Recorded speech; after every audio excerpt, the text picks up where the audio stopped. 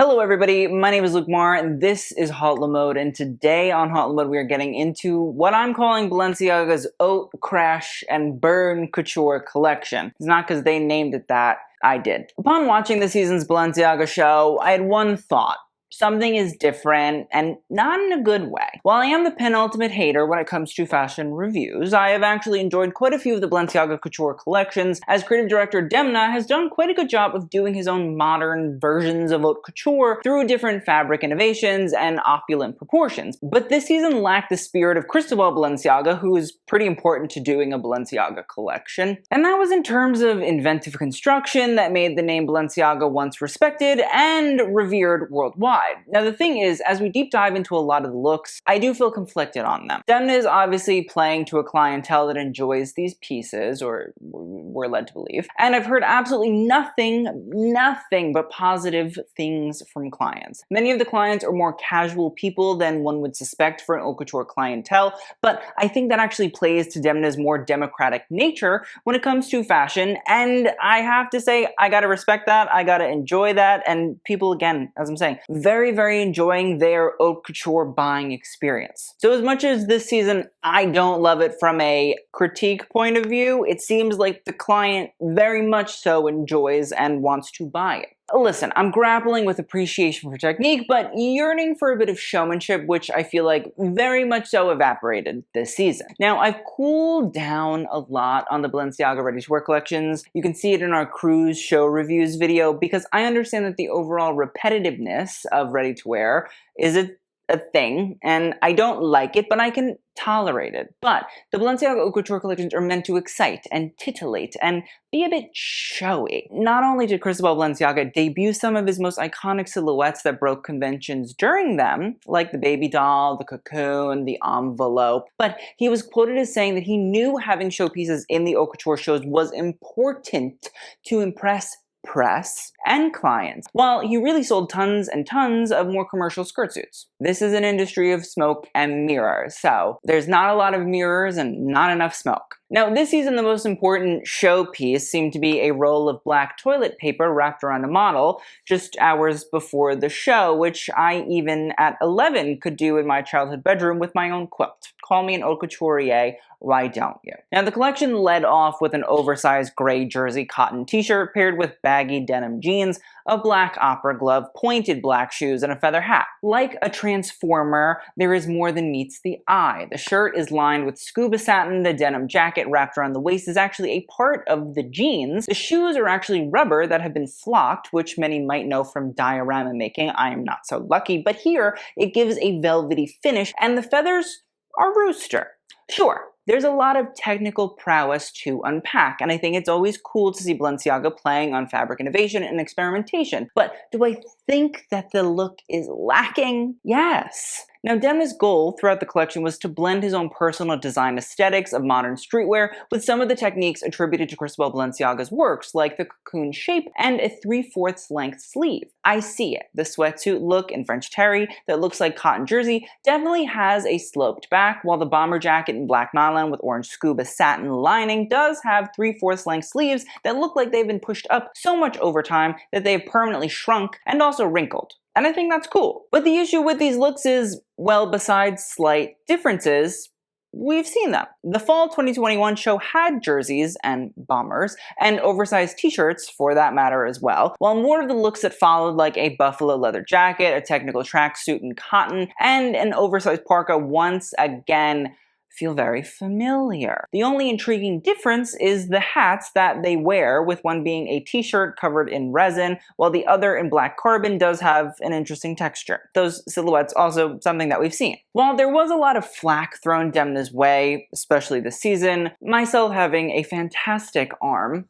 for flack throwing, there was also a lot of pushback about how Demna was in fact making real clothing for clients. Again, I agree with my fellow fashion people that said that real clothing making in haute couture is needed, and that Demna has opened the doors to anyone with the money to buy haute couture, which is cool. I mean, you can purchase things on the website, which is certainly not the norm in that world. You can go into the store on Avenue Georges V and buy stuff too. Again, not super normal, but my other thing is, how real are the clothes really. While yes, they're more standard in today's world than a skirt suit or a gown or a cape, these part jacket, part pant pieces, the extremely oversized t-shirts or permanently wrinkled jackets, aren't exactly like everyday wear either. Yeah, again, my thoughts are, sure, they look more normal to our modern eye, but in practice, are they actually, well, practical? The idea of more modern styles being haute couture-ified came through in a flannel jacket with cocoon back that was embroidered to create the red and black plaid pattern that we see. And speaking of optical illusions, multiple t-shirt looks were all hand-painted with jersey numbers or gothic vintage t-shirt imagery. So here's the thing,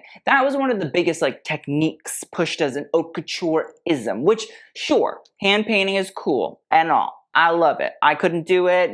Yes, you're an artisan. I agree. And while yes, we can look at the famous lobster dress by Schiaparelli and Salvador Dali, which was hand-painted and an haute couture design, many designers have also used hand painting in ready-to-wear as well, like Karl Lagerfeld at Chloe. I actually own a hand-painted silk slip dress by Lagerfeld from the 70s, and so I wonder if the idea of hand painting is actually an haute couture technique or not. Maybe if it's personally customized to you, possibly. But again, I don't know. I don't really consider that an haute coutureism. We then saw Demna's take on formal two-piece sets in a leather bomber and high-waisted skirt and a cargo jacket and pant combo that is meant to look like a skirt. Nothing radical, and again I say, how wearable are these? And if they are not that wearable, which I would say they are not, considering we've seen how many of those cargo styles over the past few haute couture seasons, wouldn't that make that also then repetitive? Just saying, just putting it out there. And not to keep talking about repetition, but post-scandal, Balenciaga feels so one note in my opinion. It's almost formulaic, like a bad algorithm over and over again. Oversized clothing, streetwear rework, Margiela remix references, random items associated with fashion clumped together to make a statement, evening wear that consists of black draped dresses, gold or silver draped styles, and a big gown to end it all off. Now to enforce my point, I give you a crushed velvet look, a frayed rhinestone gown, and a draped black gown made out of parka material. Listen, I can find easy references for all of them from Balenciaga and Margiela. But does that negate the feeling that you've seen them before? No.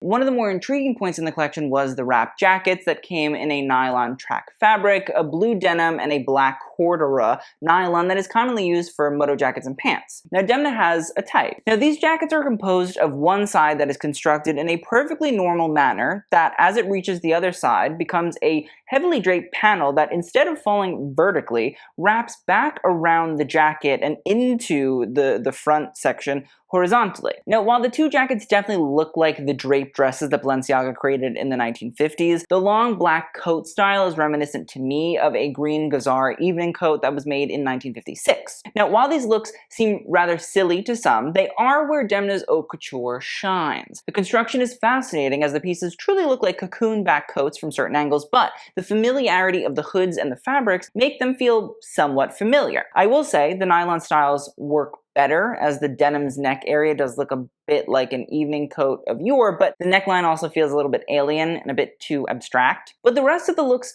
feel like the early years of Demna's tenure at Balenciaga, where he really took the Balenciaga house codes and gave them a street appeal. Maybe they're not as everyday as some of the other looks, but a little bit more everyday than old Balenciaga looks. But this actually feels like the technical experimentation that is lacking throughout most of the collection. The next portion of the collection is where I really felt sick. The knotted t-shirt dress starts us off, and the first thing I thought was, does he think we're all stupid? Listen, everybody knocks off Martin Margiela every once in a while, but a dress created by sewing together red, gray, and pink cotton tees just doesn't work in this context. If Demna was the designer of Margiela, sure, do your thing, but Balenciaga was so thorough about his clothing and checked every single one before it left the atelier. It's not that I don't think there is a place for a dress made out of recycled materials within Balenciaga. I just think that a knotted t-shirt gown, it just doesn't fit. And even if when it walks, it does have an interesting appeal. And who am I to dictate what works in the world of Balenciaga? Nobody. But I still have my opinion, and also the fact that Hubert de Givenchy used to have jackets he had personally made by tailors, and then Hubert de Givenchy would be like, give me that jacket, it doesn't fit you right. And he probably had about 5, 6 of Hubert de Givenchy's jackets that he was personally going to remake, and then never actually sent Hubert de Givenchy back. He couldn't at least have the time to do the sleeves properly. So do we really think that the man that was literally deconstructing his buddy's jackets and then never giving them back because he was such a perfectionist was gonna let a t-shirt dress go down the runway? I don't think so, but that's just me. Now, the reconstructed jeans that have been upcycled into bustier tops make me feel the same way. I'm all for the changing of the context of denim and letting it be something that is an haute couture fabric, but it was so much better when he was making those gorgeous denim sets that could sell just about anybody on the Canadian tuxedo. I also just can't wrap my head around the direct Margiela references. I mean, like from the recreation of the denim pieces from the spring 1999 collection to the t-shirt dress that is a reference to spring 2005, albeit different. Again, Margiela and Balenciaga were both geniuses in their own right, but at what point does like the cross-pollination go too far and we don't actually cross the pollination? It's just Margiela-ism. I think that we also lose the Balenciaga-isms in favor of just shock and jarring pieces, just kind of for the sake of it. And the quote, dress made of multiple outerwear garments feels like the cherry on top of the laundry heap. Oftentimes, I make content to explain and defend what designers put on the runway. Sometimes things are indefensible, but for the most part, I think we at least try to see where they are coming from. But I do genuinely think this is just stupid. It's just a ball gown of junk. It's the definition of clean up this room or I'm going to throw everything on the floor in the garbage. It's just lowbrow. And not in like a charming way. The only thing I can think of that's being referenced of Balenciaga's own work is the famous tulip dress from 1965. The 1960s saw one of the most radical Balenciaga periods where his experimentation was off the charts. And the tulip dress, demonstrated by the V&A Museum here, saw a beautiful gown then that had a bib-like panel of fabric placed over the front and a large bow at the back. Now the tulip dress creates this pronounced front area, while Demna's own laundry look does have like an almost baby bump of volume in the front. And if this is the inspiration, okay, I do think it's intriguing, but at the same time, I think there's a lot more refining that needs to be done when it comes to recreating a famous Balenciaga look without just lumping old clothes together. I also really truly cannot stand the belt look or the gown made out of everything in your middle dresser drawer. Again, they feel like lazy Margiela looks. Off the top of my head, you know, the label look from fall 2001 and the fall 2006 menswear collection with the multiple pieces made out of the layered belts. Like again, I've seen it. And speaking of lazy Margiela looks, the plastic bag gown in white is just an elongated version of a take your pick of Margiela styles from the plastic bag top of spring 1990.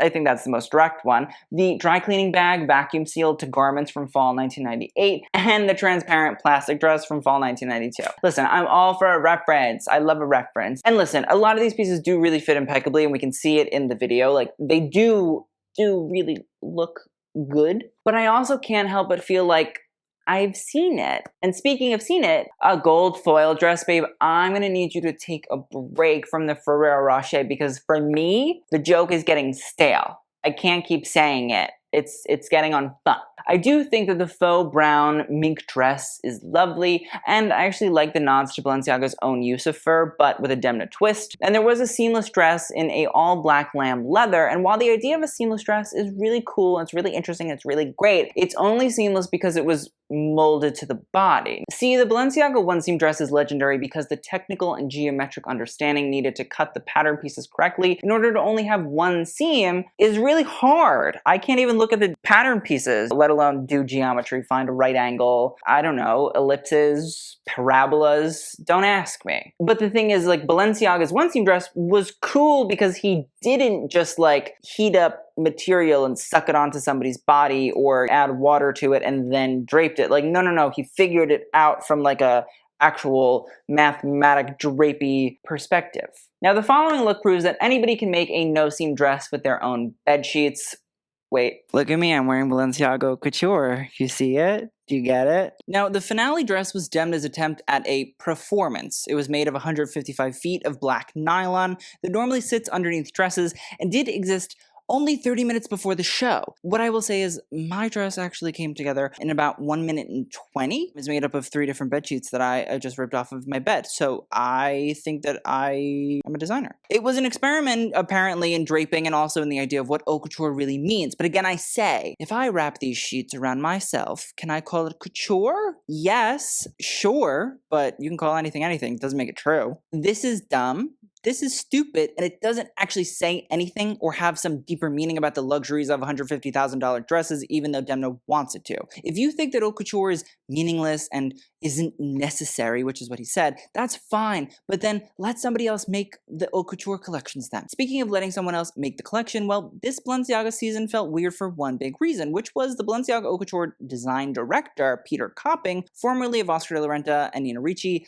left. Now, I think Copping's leaving shows the issue with Demna's Balenciaga haute couture. He doesn't know how to do real couture. He knows how to do Margiela artisanal collections, which are great, and they're super cool and they're super interesting, and they make you think differently about clothing and different materials. But those aren't necessarily haute couture collections. Peter Copping, who will now lead Lanvin, was such a great fit and seemed to push the team at Balenciaga to actually work on construction innovation and maybe even fabric innovation, since there seemed to be less of that this season as well. All in all, Balenciaga couture felt flat. It just didn't have the push it needed and the awe we're used to, and this little like showmanship thing is dumb, and it seems that a new design director is desperately required to bring Balenciaga couture where it was 2 years ago. If I'm asking for you to bring back Kim Kardashian because at least the dresses were good, this is a problem. But let me know what you all think of Balenciaga in the comments down below, and any other shows you want me to get into, I definitely will, so I will speak to you all soon. Thank you so much for watching, and TTYL.